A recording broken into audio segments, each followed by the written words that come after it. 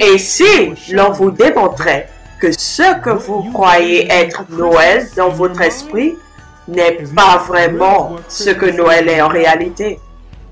Et si je vous prouvais que Noël a été attaché au christianisme avec l'intention illusoire de faire en sorte que ceux qui suivent le christianisme adorent Satan? Et si cela vous montrait que vous étiez systématiquement amené à prendre part chaque année à ce rituel satanique appelé Noël, et que vous étiez responsable de l'autonomisation des forces démoniaques, et que vous ne saviez même pas. Ça a l'air fou, n'est-ce pas? Je sais. Mais rien ne paraît vraiment ce qui semble être. Vous voyez, le problème est que vous ne posez pas de questions, mais vous vous contentez de faire comme d'autres. Vous avez été programmé pour aller avec le système en place.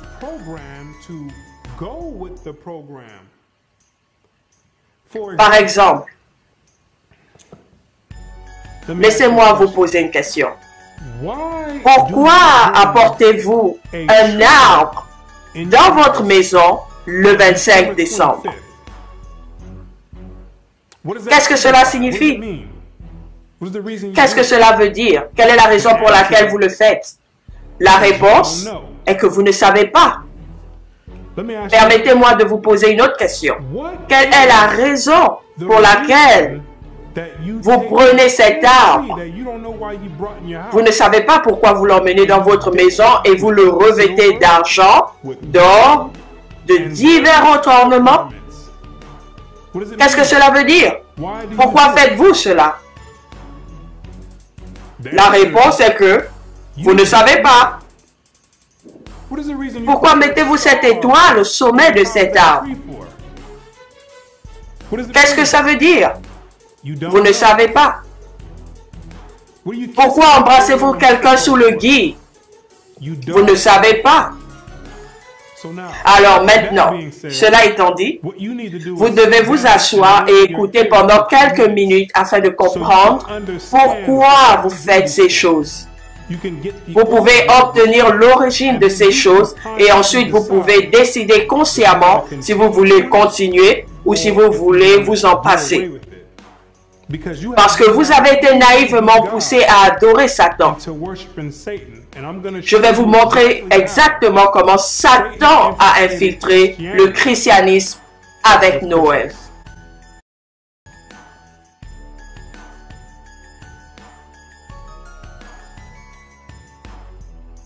L'origine du 25 décembre.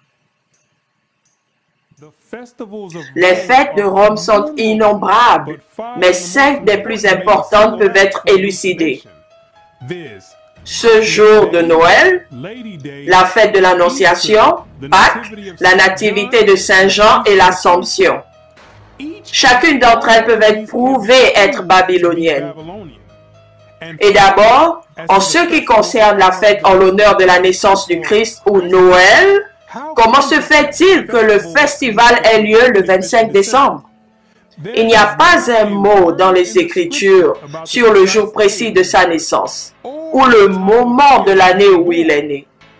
Ce qui est enregistré ici implique que, quelle que soit l'heure à laquelle sa naissance a eu lieu, cela ne pouvait pas être le 25 décembre. Le 25 décembre remonte au début de la civilisation dans l'ancienne Babylone. Au cours du solstice d'hiver, selon la mythologie, c'est le jour où le soleil commence à regagner son empire et à conquérir la nuit. Car pendant le solstice d'hiver, il s'agit de la période où la nuit est plus longue de toute l'année. Et le jour affiche la durée la plus courte de l'année.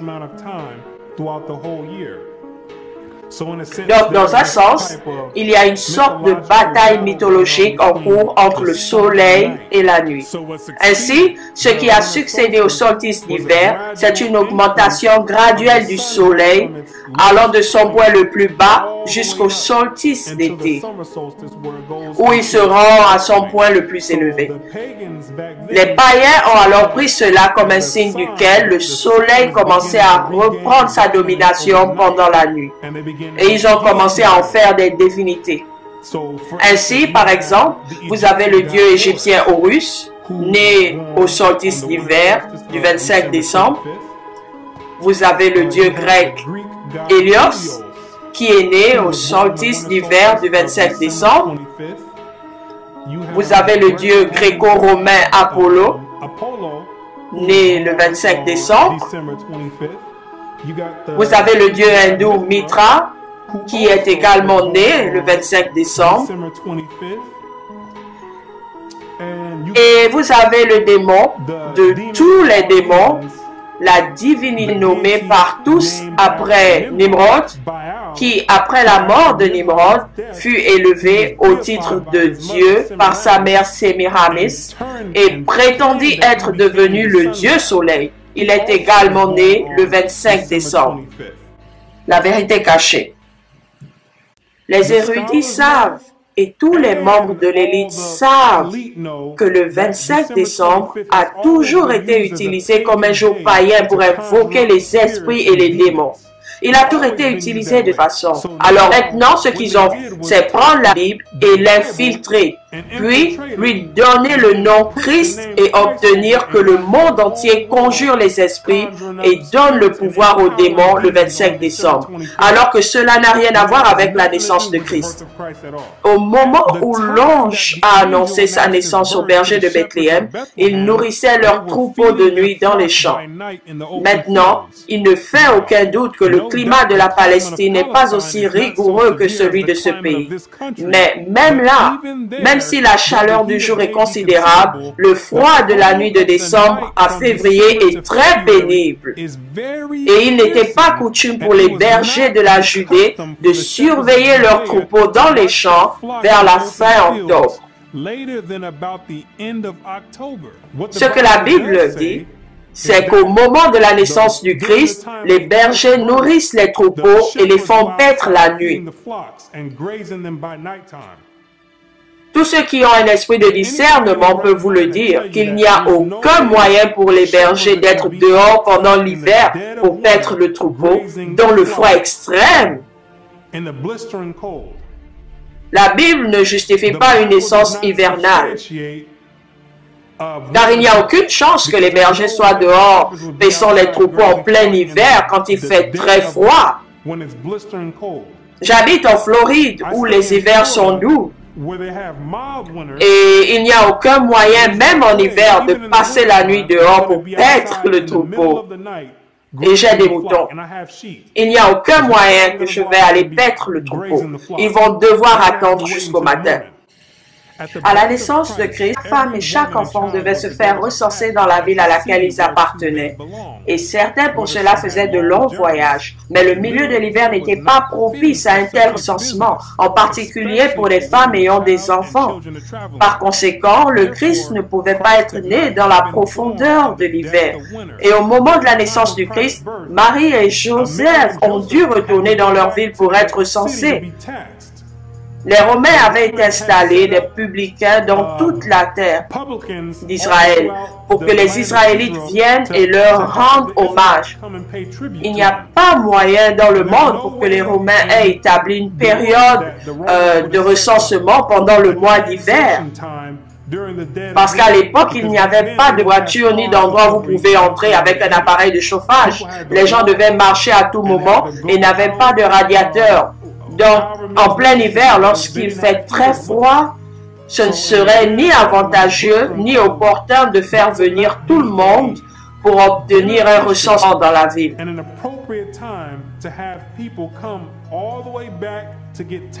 Zondervan Dictionnaire biblique compact, Noël. L'anniversaire de la naissance du Christ et de son observance célébrée par la plupart des protestants et par les catholiques romains le 25 décembre, par des églises orthodoxes orientales le 6 janvier, par l'église arménienne le 19 janvier. La première mention de son observance, le 25 décembre, date de l'époque de Constantine, vers l'an 325. La date de la naissance du Christ n'est pas connue. Les savants eux-mêmes savent que le Christ n'est pas né le 25 décembre. Ils le savent déjà. C'est une réalité pour eux. Mais le gouvernement demande aux prédicateurs de sortir et de vous raconter un mensonge fabriqué, de vous enseigner et de participer à des rituels sataniques pendant qu'ils observent, car ils connaissent déjà la vérité. Et pendant que vous êtes ici en train d'invoquer des démons, ils se mettent à rire de vous, à en profiter et à prendre le pouvoir. Constantin lui-même savait, quand il l'a inventé, que Christ n'était pas né le 25 décembre.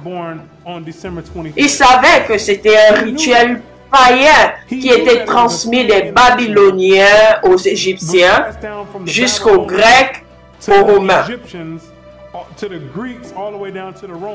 Tout ce qu'ils allaient faire, c'était de mettre ensemble, de faire croire à tous les chrétiens qu'ils adoraient Christ, alors qu'ils savaient pertinemment que cela n'avait rien à voir avec la naissance de Christ. Le système gouvernemental d'aujourd'hui sait que ça n'a rien à voir avec Christ, mais il ne va rien dire. Ils l'écrivent dans les livres, ils ne diront rien parce que vous invoquez des esprits et donnez le pouvoir aux forces démoniaques qui régissent la terre. Comment alors l'Église romaine a-t-elle fixé le 27 décembre comme jour de Noël? Pourquoi donc, bien avant le 5e siècle et bien avant l'ère chrétienne, une fête était célébrée parmi les païens?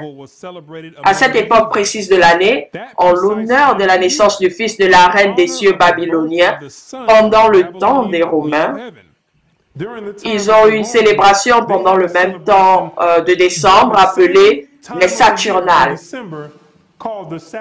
où ils se promènent et se donnent des cadeaux, chantent des chansons et ont un tas d'orgies, un festival de monstres. Cela a commencé avec 2 jours, du 17 au 19 décembre. Ensuite, cela a été prolongé à 1 semaine. Ainsi, les Romains de l'Antiquité fêtaient déjà Noël avant de savoir quoi que ce soit au sujet d'un Christ. La différence, c'est qu'ils célébraient et adoraient le dieu babylonien Nimrod, réincarné en Tammuz. Ils ont changé le nom en Saturne. C'est le même dieu divinisé que le dieu soleil. Et ils lui rendent hommage et l'adorent avant même d'avoir entendu parler d'un Christ. Et si vous connaissez l'histoire, c'est Rome qui a commencé à donner sa religion au monde entier. Rome, c'est d'où vient votre église chrétienne, c'est d'où vient votre église catholique, les protestants, les baptistes, tous ceux qui prônent la Rome païenne. Et c'est de là que vient votre Noël. Ils fêtaient Noël avant d'entendre parler d'un Christ. C'était déjà la fête de Noël. Et on peut raisonnablement supposer que pour concilier les païens et augmenter le nombre d'adhérents nominaux du christianisme, le même festival a été adopté par l'Église romaine, ne lui donnant que le nom de Christ. Cette tendance de Noël a rencontré le paganisme à mi-chemin et se développa très tôt. À l'époque de l'empereur romain Constantin, le christianisme avait déjà été détourné. Donc, Constantine avait un plan diabolique pour gagner des convertis et faire en sorte que tout le monde se réunisse dans le christianisme. Mais beaucoup de païens de Rome ne voulaient pas se soumettre aux directives du christianisme à l'époque. Alors Constantine a conçu le plan et a dit, vous savez quoi? Ne vous inquiétez pas de cette Saturnale. Vous n'êtes pas obligé de l'abandonner. Nous l'avons incorporé cela dans le christianisme et nous allons l'appeler Noël. Nous pouvons donc avoir le meilleur des deux mondes. Nous pouvons vous laisser adorer toujours le dieu Saturne, mais tout ce que nous ferons, c'est que nous placerons le visage de Christ dessus. Et quand les païens ont entendu cela, ils étaient tous d'un commun accord. Si nous pouvons toujours continuer à faire des Saturnales, nous n'avons aucun problème à unir nos forces aux chrétiens, car les Saturnales étaient la façon dont on célébrait Noël. La manière à laquelle Noël est célébré aujourd'hui, c'était de la même manière que les Saturnales étaient célébrées par rapport à son ampleur. C'était le festival le plus important des Romains à l'époque. Et nous trouvons Tertullien, même à son époque, vers l'an 230, déplorant amèrement l'attitude hypocrite des disciples du Christ vis-à-vis de cette abomination.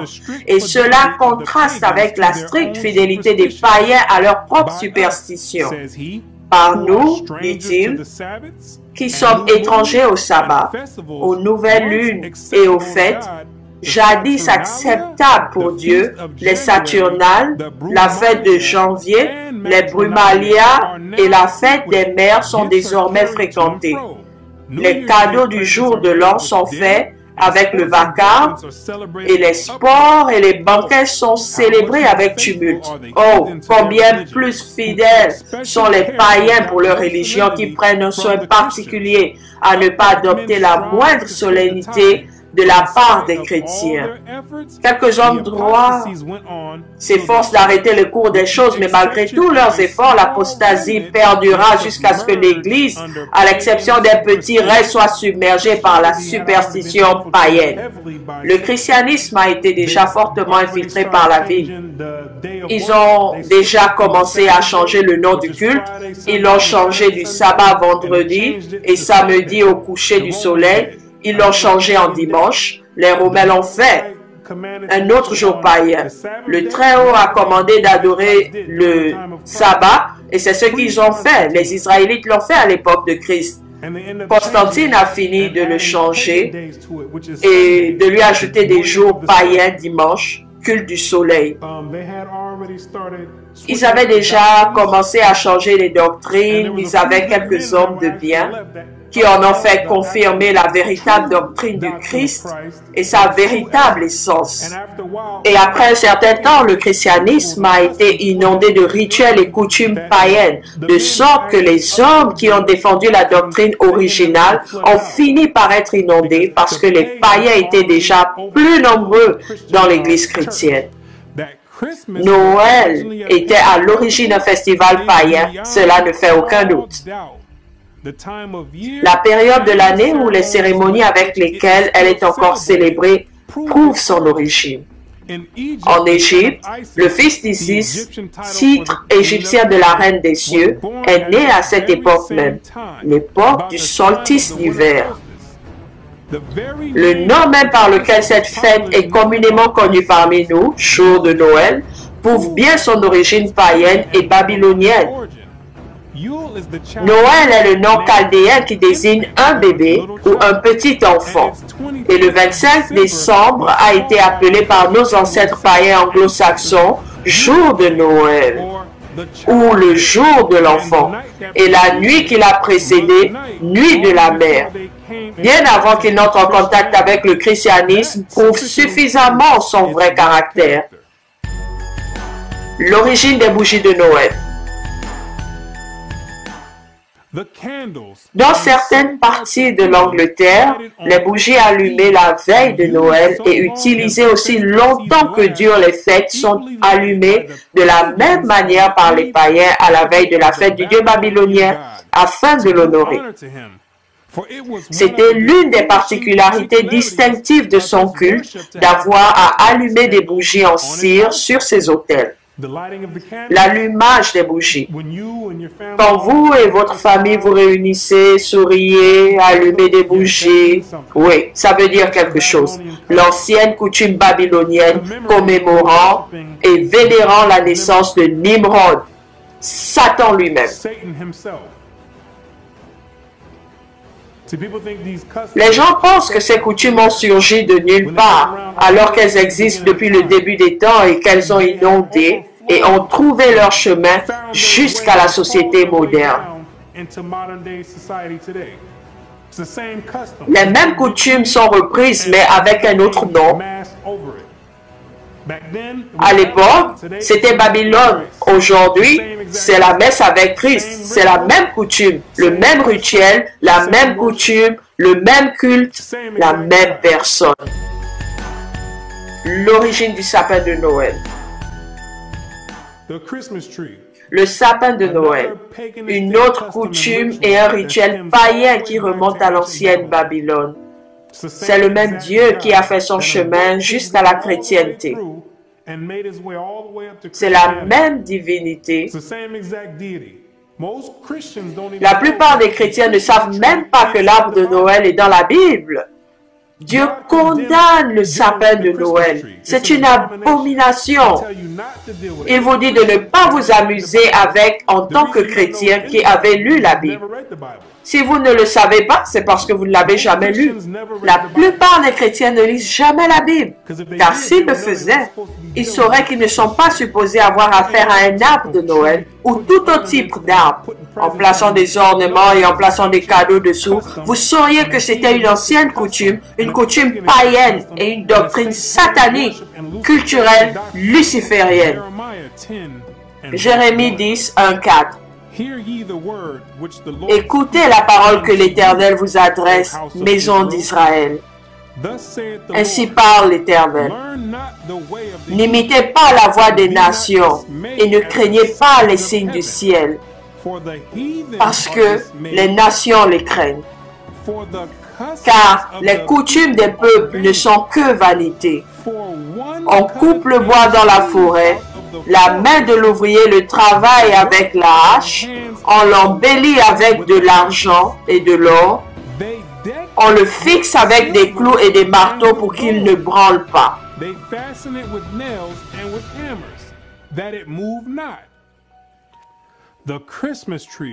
Le sapin de Noël, maintenant si courant chez nous, était tout aussi commun dans la Rome païenne et l'Égypte païenne. En Égypte, cet arbre était le palmier. À Rome, c'était le sapin. Le palmier nommé comme le Messie païen par Baal Tamar, le sapin se référant à lui comme Baal Berith. La mère d'Adonis, le dieu soleil et la grande divinité médiatrice se seraient mystiquement changés pour devenir un arbre. Ainsi, Rome primitive avait qualifié le palmier Baal Tamar et le sapin Baal Berith, qui, si vous comprenez quoi que ce soit au sujet de l'origine religieuse, vous saurez que ce sont tous les mêmes dieux provenant de l'ancienne Babylone. Le culte de Nimrod réincarné après sa mort, après avoir été déifié par sa mère Sémiramis. Il est devenu connu sous le nom de Baal, puis est devenu connu sous le nom de Baal-Zébul ou Belzébul. Et lorsque vous lisez la Bible, il s'agit du démon le plus gradé des forces démoniaques. Luc 1,15. Mais quelques-uns dirent, c'est par Béelzébul, le prince des démons, qu'il chasse les démons. Il est le chef démon de toutes les légions qui se trouvent sous lui. Ainsi, lorsque vous avez cet arbre dans votre maison, le sapin de Noël, vous faites face à un haut niveau de culte satanique, que vous le sachiez ou non. Vous traitez directement avec Satan lui-même en participant à ce rituel satanique que vous pratiquez chaque année. Vous invoquez des esprits, vous les invoquez directement. Cet arbre est le portail direct avec Satan lui-même et avec Béelzébul. Comme on l'a dit, le sapin de Noël était généralement à Rome un arbre différent, même le sapin. Mais la même idée était impliquée dans le palmier, car cela symbolisait secrètement le nouveau-né en tant que Baal Berith, Seigneur de l'Alliance, et représentait ainsi la perpétuité et la nature éternelle de son pouvoir, qu'après être tombé devant ses ennemis, il s'était levé triomphant. Par conséquent, le 25 décembre, jour qui a été observé à Rome comme le jour où le Dieu victorieux est réapparu sur la terre et qui s'est tenu le demi-jour du soleil invaincu. Maintenant, la bûche de Noël est la souche morte de Nimrod, divinisée en Dieu soleil, mais réduite par ses ennemis. Le sapin de Noël Nimrod, le Dieu tué, revient à la vie. Ainsi, la bûche de Noël est une représentation de Nimrod battu, de sa mort. Ensuite, vous mettez les bûches dans la cheminée. La plupart des gens ne font pas cette partie du rituel parce que la plupart d'entre vous n'ont pas de cheminée pour la mettre. Ceux qui ont de l'argent sont ceux qui peuvent avoir une cheminée chez eux et qui pourraient participer à ce rituel. Ensuite, après que la bûche de Noël est brûlée le jour de Noël, cela représente la réincarnation de Nimrod, qui est l'arbre de Noël, avec les cadeaux en dessous, car la légende raconte qu'après la réincarnation de Nimrod, il était venu dans la nuit laisser des cadeaux sous l'arbre. C'est donc tout un rituel qui se fait et vous ne savez pas du tout pourquoi vous le faites. Vous complétez un rituel satanique et vous ne savez pas du tout pourquoi vous le faites. Vous êtes programmé socialement pour prendre part à cette coutume démoniaque. Et vous ne savez pas pourquoi vous le faites. Ainsi, l'hypnose commence juste après la fin de novembre et vous êtes bombardé par tout type de chants de Noël, de films et de lumières de Noël, de couleurs différentes. Et il est bien évident que Noël n'a rien à voir avec la naissance de Christ. Parce que chaque magasin vous allez à Walmart, Walgreens, tout ce que vous allez entendre c'est Rodolphe, la biche au nez rouge. Qu'est-ce que cela a à voir avec la naissance de Christ? Vous allez entendre le Père Noël arrive en ville. Qu'est-ce que cela a à voir avec la naissance de Christ? Et puis en plus de cela, ils mêlent une petite partie de leurs croyances religieuses simplement pour masquer la vérité, pour semer la confusion et faire croire aux gens que c'est normal et que cela a à voir avec Christ. En tout cas, tout cela est une illusion et un déguisement de ce qu'ils ont déjà fait. Ils vous manipulent pour finir, pour compléter ce rituel à la fin du mois. Ils ont donc commencé à partir de novembre avec l'hypnose et vous êtes comme un zombie qui marche. Ils implantent dans votre esprit et travaillent sur vous. Ils envoient des vibrations et des signaux dans vos ondes cérébrales et vous préparent à participer à ces rituels. Vous êtes sur le point de participer à un rituel satanique d'un très haut niveau.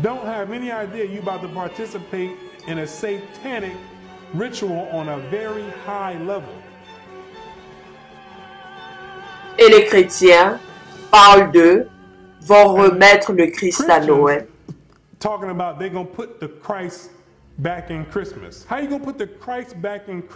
Comment allez-vous remettre le Christ à Noël alors que le Christ n'était jamais à Noël? C'est une autre illusion de voir les gens penser qu'ils font quelque chose de bien. Essayer de laisser les gens rationaliser dans leur esprit pour la raison qu'ils sont sur le point d'aller faire ce rituel. Eh bien, je peux peut-être simplement dire que c'est le culte de Christ. Non, ce n'est pas l'adoration de Christ. Cela n'a rien à voir avec Christ et c'est évident. Lorsque vous regardez à la télévision, vous allez voir le Père Noël, vous allez voir Rodolphe, vous allez voir des bonhommes de neige. Qu'est-ce que cela a à voir avec Christ? Comme il a été mentionné précédemment, Constantine a mélangé le paganisme avec le christianisme. Et le paganisme a fini par surpasser toute la doctrine du christianisme. Il a inondé la doctrine chrétienne de sorte qu'il ne reste plus de traces de l'origine réelle de la doctrine chrétienne. C'est essentiellement ce qui s'est passé.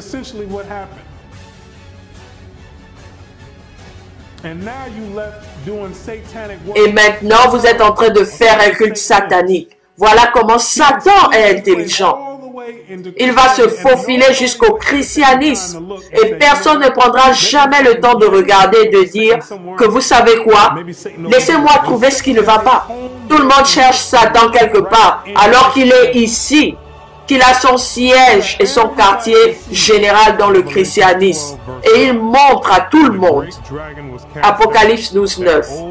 Et il fut précipité, le grand dragon, le serpent ancien appelé le diable et Satan, celui qui séduit toute la terre. Il fut précipité sur la terre et ses anges furent précipités avec lui. Quand il opère dans le christianisme sans tabou, il vous fait fêter Noël, Thanksgiving, la Pâque, la Saint-Valentin, toutes les coutumes babyloniennes, le culte satanique, les rituels et un niveau démoniaque élevé. Maintenant, avec ce qui a été dit, la plupart des gens vont encore participer à ce rituel. Ils vont tout dire. Ils vont essayer de rationaliser dans leur esprit, de se faire une excuse pour essayer de dire que, oh, attendez, je le fais à cause de la famille. Non, vous ne le faites pas à cause de la famille, vous le faites parce qu'ils manipulent les ondes cérébrales et vous font penser que vous devez faire la cérémonie ou bien les gens vont vous regarder comme des fous. Ils commencent à vous adoucir avec des chants de Noël. Tout le monde commence à agir de façon amusante à l'approche de Noël. Tout à coup, tout le monde a cette humeur généreuse et est gentil et on veut faire des câlins et des bisous. Pourquoi? Parce qu'ils vous programment psychologiquement pour agir de la sorte et donner. Ils vous préparent lentement. Ils vous préparent à participer à ce rituel pour que vous soyez fidèles à la fin du mois, le 25 décembre.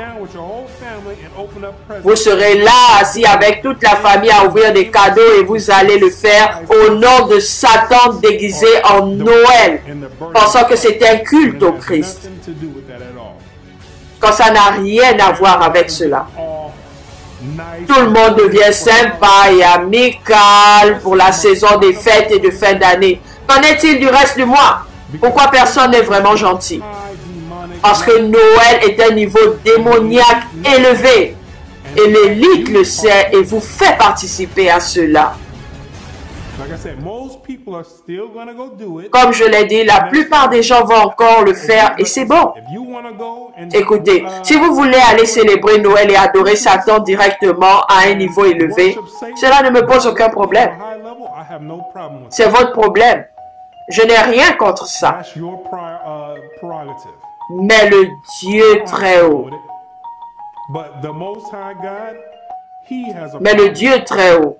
lui a un problème avec cela. Parce que tu peux vivre comme tu veux, t'amuser autant que tu veux, ouvrir autant de cadeaux que tu veux, décorer autant d'arbres, mettre autant d'étoiles au sommet de ces arbres, embrasser autant de monde sous le gui que tu veux. Peut-être le faire toute ta vie, ça n'a rien à voir avec moi. Mais une fois que vous entrez dans la tombe et que votre esprit retourne au Très-Haut, vous devez vous tenir face à lui-même.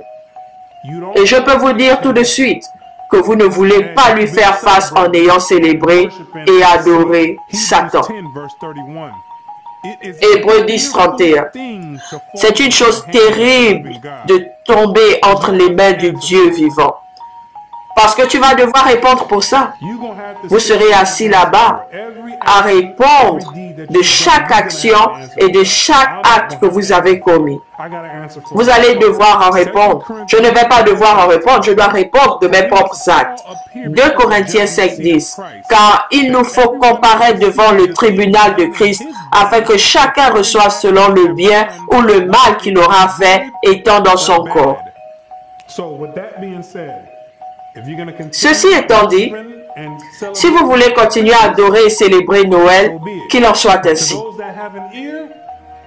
Mais à ceux qui ont une oreille attentive, laissez-les entendre et vous en sortirez. Vous échapperez au système et vous sortirez de la matrice. Ainsi, vous savez maintenant quelle est l'origine de Noël et les rituels auxquels vous participez.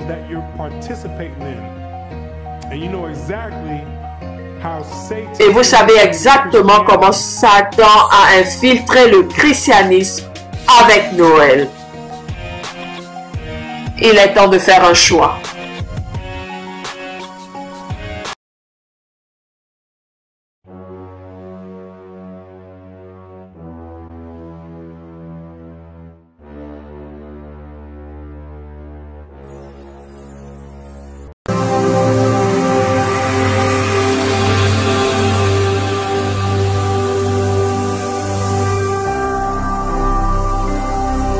Jésus-Christ TV,